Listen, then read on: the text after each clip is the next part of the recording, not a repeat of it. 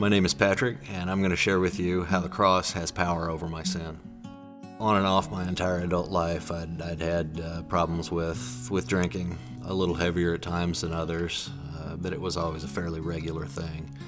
And then about 5 years ago, I was having some marital issues, struggling a lot, and that kind of led me to being a daily drinker for the last 5 years or so, 5 or 6 years, up until last summer, when I kind of started slowing down. I felt very convicted about the drinking and how it had such a high priority in my life. I knew I needed to change, and so I tried several times on my own, and I would come to God with that. But then I wouldn't leave it at the foot of the cross. I'd take it back with me and try and do it in my own power, and realize that was not working, and I needed to do something different. And that's when I realized that complete surrender to that sin, that surrender to God, to really take care of that problem for me instead of trying to do it in my own power, was where the key was for me.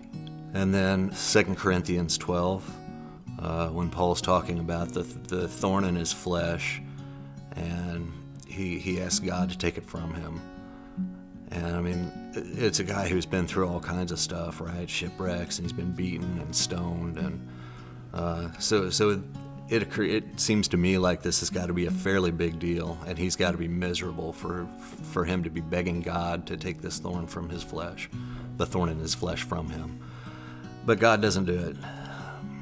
What Jesus tells him is, "My grace is sufficient for you, for in weakness my power is made perfect."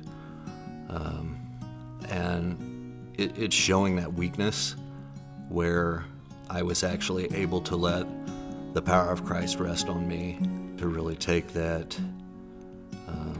need for something else, and sort of turn it into more of a need, more of a thirst for Jesus. So I've been sober now for about 6 months, 176 days, and I've noticed a huge difference in my relationships with my family, how I care for others instead of being completely selfish and only being concerned with myself. So if you feel like you are stuck, just spinning your wheels, it doesn't have to be addiction, it can be any sin.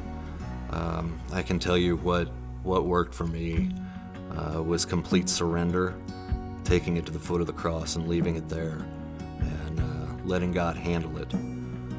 So in that moment of surrender, after you've actually turned it over to God, that's where you can find that the cross has power over sin.